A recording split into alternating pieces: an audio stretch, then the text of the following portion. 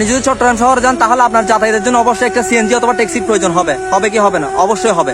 আপনি যাতায়াতের জন্য একটা সিএনজি কে কি সিঙ্গেল দিয়েছেন, ওইখানে ভিতরে দুজন ব্যক্তি থাকবে, একজন নেমে যাবে, আপনাকে মাঝখানে বসতে হবে, আপনি এক পাশে বসতে পারবেন না, কারণ আপনি কি এই সম্বন্ধে কোনো আইডিয়া নেই আপনার। মাঝখানে বসবেন, বসার পর কিছু দূর গাড়ি চলবে, চলতে চলতে এই দুইটা মানুষ আপনার সাথে এত পরিচয় হবে, আপনার বাড়ি কই, আপনার ঠিকানা কই, আপনি কোন জেলায় জন্মগ্রহণ করছেন, আপনার গ্রামের নাম কি, আপনি কোন ভার্সিটি থেকে লেখাপড়া করছেন, কতটুকু লেখাপড়া করছেন, আপনার কোন গ্রুপ নিয়ে লেখাপড়া করছেন, হ্যাঁ, আপনার হাইট কতটুকু, এমন ফেরস্তা আপনি জীবনেও কখনো দেখবেন না। এতটুকু ফেরস্তা হয়ে যাবে তারা, আপনি বুঝতেও পারবেন না। এই কথা গলে গলে গলে ড্রাইভার কি করবে, বিকল্প রুট ব্যবহার করে। আপনি যে জায়গায় যাবেন, আপনি ধরেন নিউ মার্কেট থেকে আপনি হচ্ছে মুরাদপুর যাচ্ছেন, মুরাদপুরের রুট থাকবেন, আপনারা কি হালিশহর রোডে নিয়ে যাবেন, হ্যাঁ, ওই রোডে নিয়ে যাবেন। আপনি তো রুট টুট দেখতেছেন, আপনি ওদের সাথে খুব ভালো সম্পর্ক করতেছেন, কিন্তু কত দূর যাওয়ার পর আপনাকে একটা রুমাল অথবা একটা কি গামছার মাধ্যমে কি হয়তো গামছা দিয়ে মুখ বেঁধে ফেলবে, না রুমাল শুকিয়ে কি অজ্ঞান করে ফেলবে।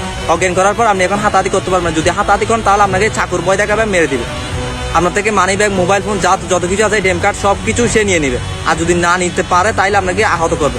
আর বাই চান্স আপনি ওদের বুদ্ধিটা ধরে ফেলছেন, ওদের কাহিনীটা বুঝে গেছেন, তাহলে আপনি কি করবেন, 999 কল দিবেন। হ্যাঁ, 999 কল দিচ্ছেন, আপনি বেঁচে গেছেন, পুলিশ এসে তাদেরকে নিয়ে গেল। কিন্তু আপনি চট্টগ্রাম শহর থেকে বাসায় আসতে পারবেন না। ওরা দেখবেন থানা থেকে এসে আরেকটা কাহিনী করে ফেলছে, কারণ ওই যে যখন থানায় নিয়ে গেছে তখন উপর থেকে কল দিছে, এটা এই নেতার ভাই, এটা ওই মন্ত্রীর ছেলে, এটা এই গ্রুপের ছেলে। এই বিস্তারিতের জন্য কি তারা জেলে রাখতে পারে না। অবশ্য পুলিশকে কি দোষ দিব, পুলিশের উপরও সিনিয়র থাকে।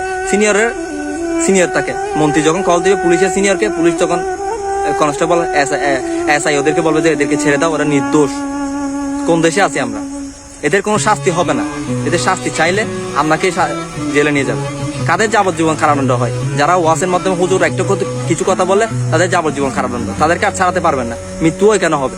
কিন্তু যারা ছিনতাইকারী, যারা বাটপাট, তাদেরকে কি খুনি, এগুলাকে কি কেন নিবে না? কিছুদিন আগে একটা ঘটনা করছিল, ছোট বাচ্চাকে দর্শন করে কি ধান খেতে মেরে ফেলছিল। ওই মানুষটাকে থানায় নিয়ে গেছে, হয়তো তাকে 1 বছর 1.5 বছর জেলে দিবে, সাজা দিবে, কিন্তু তারপর অন্য মন্ত্রী এসে তাদেরকে এখান থেকে ছাড়িয়ে নিয়ে যাবে।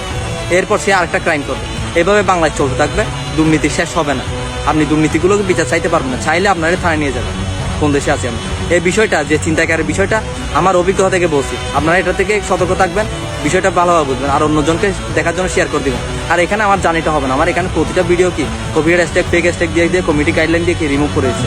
আমার এখানে বায়োতে আমি হচ্ছে আমার ইউটিউব লিঙ্ক এবং ফেসবুক পেজের লিঙ্ক দিয়ে দিচ্ছি। আপনারা যদি প্রতিবাদমূলক ভিডিও চান তাহলে আমাকে ওখানে ফলো করতে পারবেন। আর আমি এখানে ফেসবুক পেজ এবং ইউটিউব নেমটাও শো করে দিচ্ছি, আপনারা আমাকে ওইখানে একটু দেখবেন। আর এখানে আমার জানিটা হবে না। তো আপনারা বিষয়টা বুঝবেন, আমার অভিজ্ঞতা থেকে বললাম। ধন্যবাদ, আসসালামু আলাইকুম।